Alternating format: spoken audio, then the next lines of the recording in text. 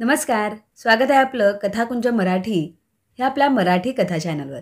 आज आपण शिवरात्रीच्या मुहूर्तावर अतिशय पावन अशी, सर्व पापांचा नाश करणारी, सर्व दुःख दूर करणारी अशी महाशिवरात्रीची अद्भुत विलक्षण कथा ऐकणार आहोत. या कथेच्या श्रवण किंवा वाचनाने कळत नकळत आपल्या हातून घडलेली सर्व पापे नष्ट होतात, इतकं या कथेचं महात्म्य आहे. मित्रमैत्रिणींनो, देवादिदेव महादेव हे या सृष्टीचे नियमन करतात. तसेच ते आपल्या भक्तांवर लगेच कृपा करतात. म्हणूनच त्यांना भोलेनाथ असंही म्हटलं जातं. अशा या भोलेनाथांची कृपा प्राप्त करण्यासाठी हे महाशिवरात्रीचे व्रत केले जाते. या व्रताची सुरुवात कशी झाली, केव्हा झाली, याविषयीची एक सुंदर कथा आज आपण पाहणार आहोत. ही कथा जर तुम्हाला आवडली तर व्हिडिओला लाईक करा, शेअर करा आणि चॅनलला सबस्क्राईब करा. तसंच कमेंटमध्ये हर हर महादेव लिहायला विसरू नका. चला तर मग सुरुवात करूया आजच्या कथेला. समुद्र मंथनाच्या वेळी सृष्टीशी निगडीत अशा सर्व महत्त्वपूर्ण गोष्टींची निर्मिती झाली. परंतु त्याचवेळी समुद्र मंथनातून हलाहल विष देखील बाहेर पडले. या विषामध्ये ब्रह्मांडाला नष्ट करण्याची ताकद होती. त्यामुळे हे विष नष्ट करणं खूप महत्त्वाचं होतं. हे हलाहल नष्ट करण्याची, पचवण्याची क्षमता फक्त भगवान शिवांमध्येच होती. म्हणून त्यांनी ब्रह्मांडाच्या रक्षणासाठी हे हलाहल विष प्राशन केले. ह्या विषप्राशनामुळे भगवान शिवांचा कंठसुद्धा निळा झाला आणि म्हणूनच त्यांना निळकंठ असंही म्हटलं जातं. तसंच या विषप्राशनामुळे त्यांच्या शरीराचा दाह होऊ लागला. त्यावर उपाय म्हणून वैद्यांनी भगवान शिवांना संपूर्ण रात्र जागून काढण्याचा उपाय सांगितला. ही रात्र जागवण्यासाठी आणि शिवांना बरं वाटावं यासाठी सर्व देवदेवतांनी गायन आणि नृत्याची व्यवस्था केली. अंगाला होत असलेल्या दाहामुळे शिवांनी देखील या दिवशी तांडव नृत्य केले. देवांनी आपल्यासाठी केलेल्या ह्या जागरणामुळे महादेव त्यांच्यावर प्रसन्न झाले. त्यांनी सकाळी सर्वांना आशीर्वाद दिला. या संपूर्ण घटनाक्रमामुळे सृष्टी वाचली आणि म्हणूनच त्या रात्रीला महाशिवरात्री असे म्हटले जाते. महाशिवरात्रीच्या दिवशी भाविक संपूर्ण दिवस उपवास करतात.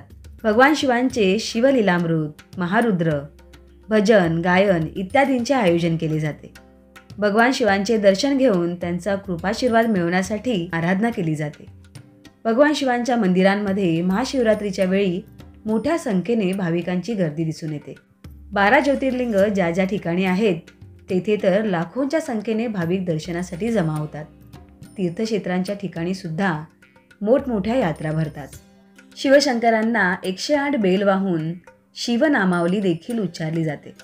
महाशिवरात्रीला काटेधोत्र्याचे फूल भगवान शंकरांना वाहण्याची देखील पद्धत आहे.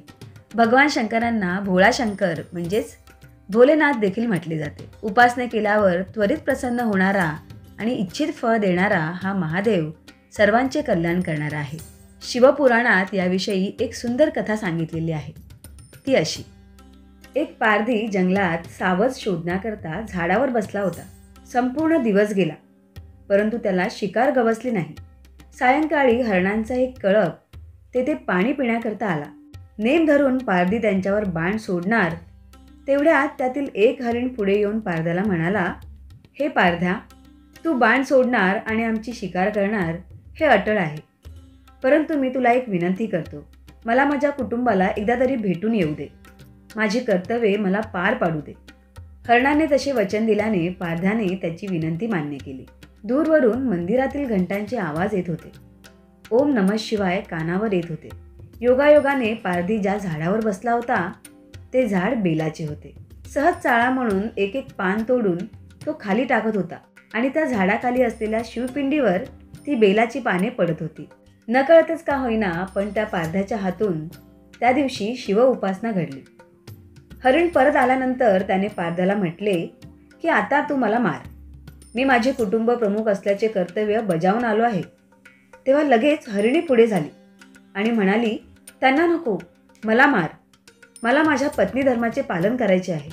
हरिणीचे हे बोलणे ऐकताच हरिणीची लहान पिल्लेसुद्धा पुढे आली आणि म्हणाली, आईला नको, आम्हाला मार.